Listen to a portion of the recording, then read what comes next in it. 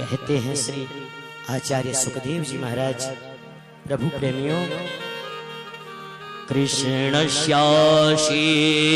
सखा कश्चित्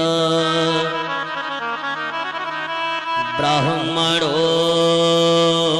ब्रह्मवित्तमः विरक्त इंद्रियार्थेषु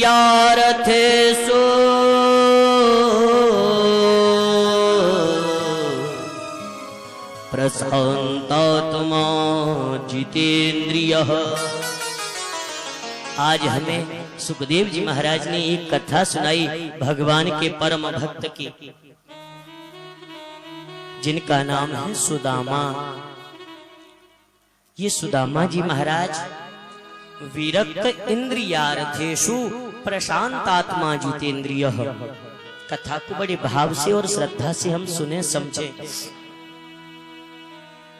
यह सुदामा जी महाराज ब्राह्मण वृत्ति के अनुसार अपना जीवन यापन करते हैं और प्रति पल प्रति क्षण रटना लगा रखी है कृष्ण नाम की, प्रभु के ध्यान की। मेरे भगवत प्रेमी जनों, हमने किसी हिंदी की एक किताब में पढ़ा था और हमने टीवी आदि सीरियल में भी कुछ ऐसा देखा है कि सुदामा जी महाराज घर घर भीख मांगते थे। प्रभु प्रेमियों, जिन सुदामा जी महाराज ने कभी भगवान से भी नहीं मांगा, वो भला दुनिया वालों से क्या मांगेंगे। लिखा है कि औरन को धन चाहिए बावरी, ब्राह्मण को धन केवल भिक्षा नहीं। ब्राह्मण का धन भिक्षा हो ही नहीं सकता, किसी का भी धन भिक्षा नहीं हो सकता। वो स्वामी जी ने मानस में इस बात को स्पष्ट किया है कि आरत काहान करहि कुकर्मु और मांगहु भीख छाड़े निज धर्म। जब हमारे जीवन में कभी भिक्षा का ऐसा अवसर आ जाए कि हमें भीख मांगनी पड़े, तो छाड़े निज धर्म, अपने धर्म का त्याग करके तब हम आगे बढ़ें। लेकिन गीता में भगवान ने क्या कहा है कि स्वधर्मे निधनम श्रेयः परधर्मो भयावह। पृथ्वीवासियों, अपने धर्म में मर जाना भी कल्याणकारी होता है और दूसरे के धर्म को अपनाना मृत्यु से भी भयानक होता है। इसलिए हम जिए तो अपने धर्म के लिए और मरे तो अपने सनातन धर्म के लिए।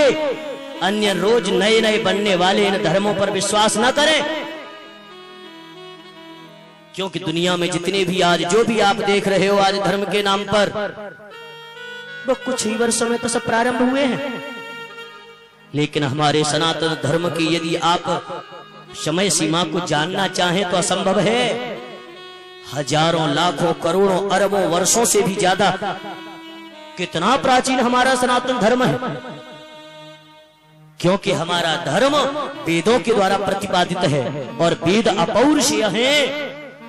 और हमारे प्रभु भी जब अवतार लेते हैं तो यदा यदा ही धर्मस्य ग्लानिर्भवति भारत अभ्युत्थानम धर्मस्य तदात्मानं सृजाम्यहम्। मैं धर्म के अभ्युत्थान के लिए अवतार लेता हूं, न कि धर्म के निर्माण के लिए। यह भगवान ने कहा है। और हम रोज रोज अपने मन के अनुसार नई नई चीजें बना लेते हैं, लोगों को बहलाते रहते हैं और हमारे लोग भी नई चीजों के प्रति बहुत जल्दी आकर्षित हो जाते हैं। भगवत प्रेमियों, हमारी अपने अपने धर्म बताए हैं शास्त्रों ने और अपने धर्मों का हम पालन करें। धर्म का यदि पालन करेंगे तो हमें जीवन में सफलता सिद्धि अवश्य प्राप्त होगी। ब्राह्मण का धर्म क्या होता है, ब्राह्मण के कर्तव्य क्या होते हैं, कर्म क्या होते हैं, शास्त्रों ने मात्र 60 कर्म ब्राह्मण के बताए हैं। 6 कर्म ध्यान दें। अध्ययन करना और अध्ययन कराना, ये ब्राह्मणों का धर्म होता है। यज्ञ करना और यज्ञ कराना, ये ब्राह्मणों का धर्म होता है। दान लेना और दान देना, ये ब्राह्मणों के 6 कर्म होते हैं, इसके अलावा और कोई कर्म ब्राह्मणों का नहीं होता। महाभारत के अनुसार श्री युधिष्ठिर जी महाराज ने ब्राह्मणों को अपने राजसूय यज्ञ के बाद यह आदेश दिया था कि महाराज अब आप अपनी जीविका के लिए कृषि आदि कुछ व्यापार भी करें, क्योंकि आगे आने वाले इस समय कलयुग में लोग आपसे काम तो लेंगे लेकिन आपको पारिश्रमिक भी नहीं देंगे कि जिस धर्म के प्रति, जिस कर्म के प्रति निष्ठावान होकर जीवन आप लगाकर बैठे हैं उससे आपके परिवार का भी पालन हो जाए। इसलिए आप अपने धर्म पर जरूर चलें और धर्म के साथ अपनी जीविका का साधन भी बना लें। यह युधिष्ठिर जी ने महाभारत में कहा है। लेकिन सुदामा जी महाराज ने कभी भी भीख नहीं मांगी। विशुद्ध ब्राह्मण वृत्ति से यह अपना जीवन निर्वाह करते हैं। नगर के गांव के जो बालक हैं उन बालकों को अध्ययन कराते हैं, पढ़ाते हैं। उसके बदले में जो हमारे गांव वाले जो भी अन्न आदि सुदामा जी को प्रदान करते हैं खुशी से, बस उसी से श्री सुदामा जी महाराज अपने जीवन को यापन करते हैं, जीवन को चलाते हैं। सुदामा जी की झोपड़ी कैसी है? जिनकी झोपड़ी में केवल बांस बांस है, फूस भी नहीं है। जब वर्षा होती है ना तो वर्षा का एक बूंद भी जल उस झोपड़ी में नहीं रुकता।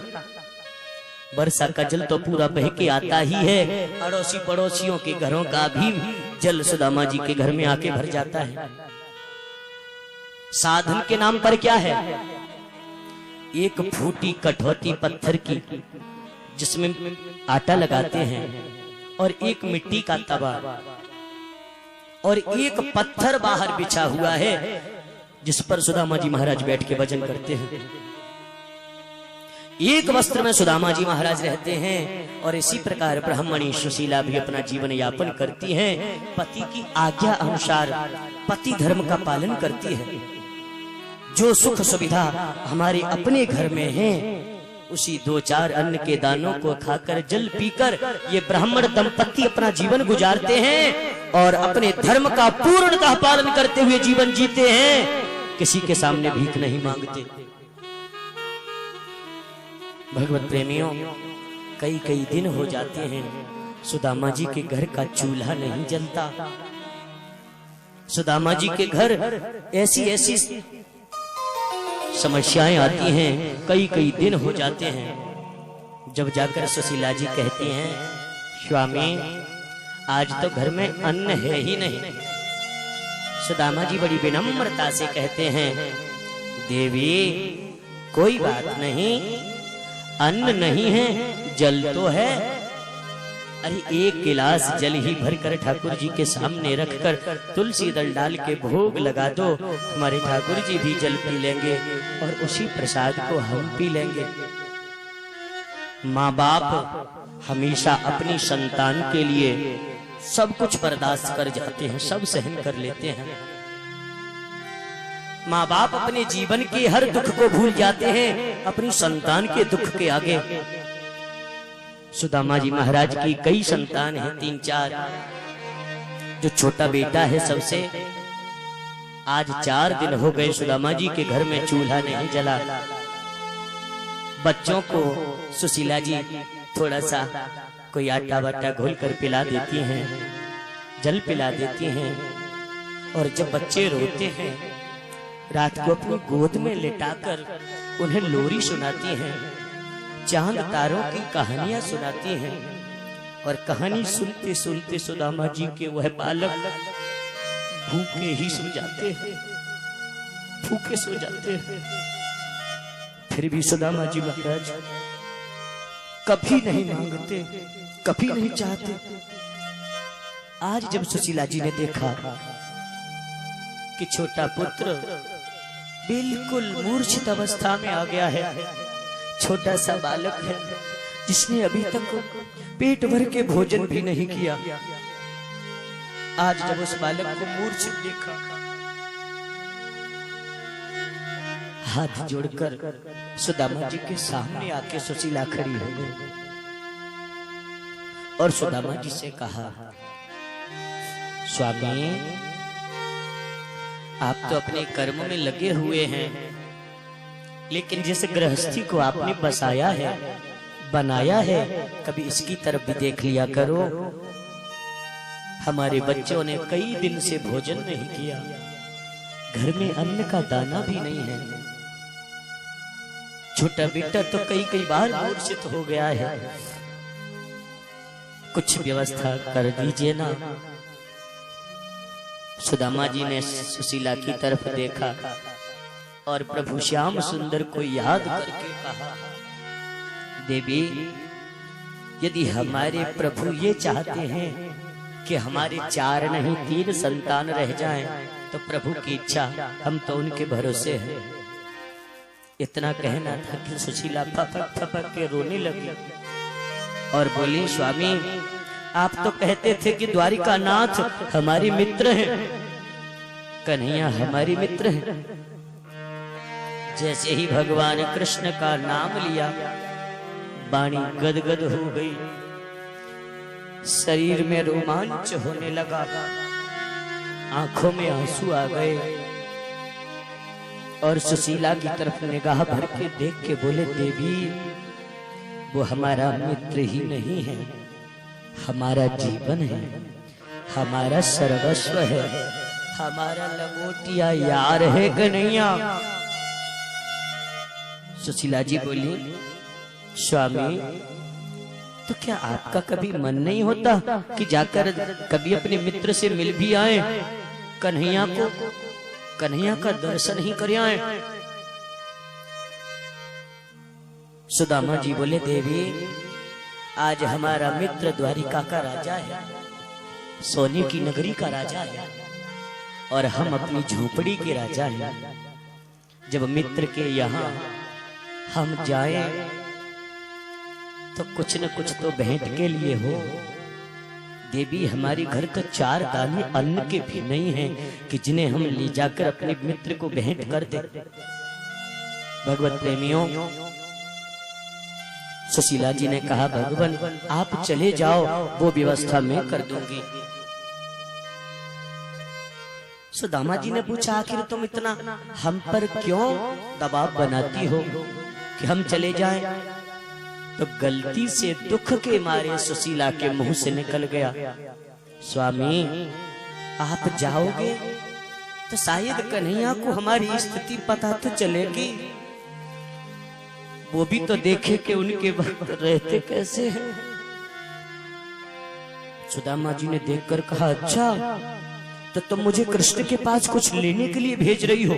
कभी नहीं जाऊंगा, कृष्ण के पास मांगने लेने के लिए कभी नहीं जाऊंगा।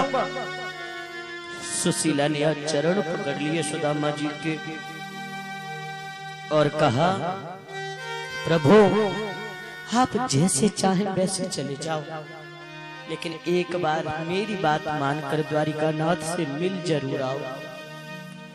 सुदामा जी ने जब देखा, सोचने लगी फिर कुछ भेंट के लिए।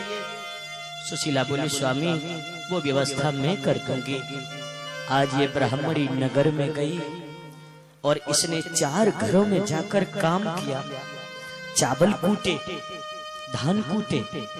सुशीला जी का इतना सम्मान है नगर में, यदि ये इशारा भी कर देते तो कुंटल के कुंटल आ जाते। लेकिन आज इस स्वाभिमानी ब्राह्मण दंपत्ति ने घर घर जाकर चावल कूटे और उसके बदले जो 1-1 मुट्ठी चावलों के मिले हैं, उनको अपनी फटी हुई साड़ी की झोली में लेकर के सुशीला अपनी कुटिया में आई है। एक वस्त्र लिया, कोई वस्त्र है ही नहीं, 20 जगह से 2 बिलस्त का कपड़ा फटा हुआ पड़ा था, उसको सुशीला ने सीकर तैयार किया है और 4 घरों से लाई हुई वह चावल 1-1 मुट्ठी उस पोटली में रखकर बांधकर सुदामा जी महाराज को दी है और कहा, स्वामी, आप चले जाओ।